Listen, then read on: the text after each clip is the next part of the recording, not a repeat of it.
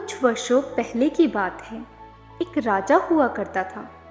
वह अत्यंत विनम्र और दानी था। अपनी प्रजा से उसे बहुत ही प्रेम था। वह सदैव अपनी प्रजा के सुख दुख का ध्यान रखा करता था और इन्हीं गुणों के कारण उसकी ख्याति दूर दूर तक फैली हुई थी। दुर्भाग्यवश से राजा का पुत्र अपने पिता से बिल्कुल ही अलग था। उसे किसी भी चीज की कोई चिंता ही नहीं थी। उसके इस दुष्ट व्यवहार से राजा और प्रजा दोनों ही बहुत परेशान थे। अब राजा ने पुत्र को सुधारने एवं सही मार्ग पर लाने के लिए बहुत से प्रयास किए जो असफल रहे।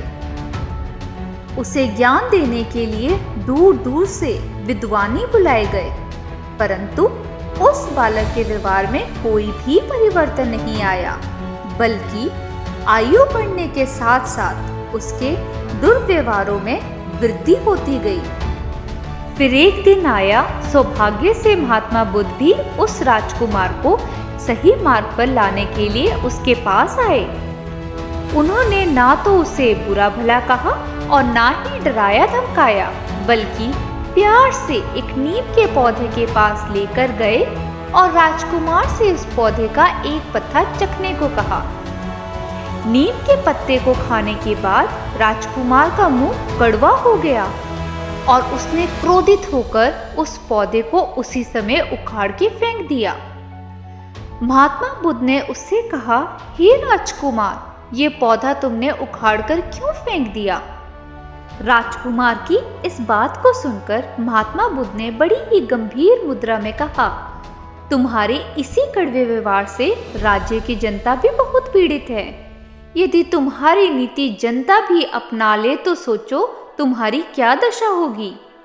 इसीलिए तुम यदि कुछ नाम और यश कमाना चाहते हो तो अपने पिताजी की तरह तुम भी अपना स्वभाव में मीठापन लाओ और प्रजा से स्नेह का व्यवहार करो और उनके सुख दुख में उनका साथ दो। महात्मा बुद्ध जी की इस सीख से राजकुमार पर अत्यंत गहरा प्रभाव पड़ा और वह अपने पुराने व्यवहार को लेकर लज्जित होने लगा। उसी दिन से राजकुमार में परिवर्तन आ गया और उसने दुष्टता को त्याग कर भलाई की राह पर चलना शुरू कर दिया। इस कहानी से ये शिक्षा मिलती है कि हमें लोगों के साथ वैसे ही व्यवहार करना चाहिए जैसे कि हम खुद अपेक्षा करते हैं। हमें अपनी वाणी मीठी रखनी चाहिए और किसी का दिल नहीं दुखाना चाहिए। मैं आशा करती हूँ दोस्तों कि आपको यह वीडियो अच्छी लगी होगी। अगर आपको यह वीडियो अच्छी लगी है तो इसे लाइक और शेयर करना मत भूलिए और अगर आप आने वाले समय में और ऐसी ही वीडियो देखना चाहते हो तो कृपया मेरे चैनल को सब्सक्राइब ज़रूर कर लें। धन्यवाद।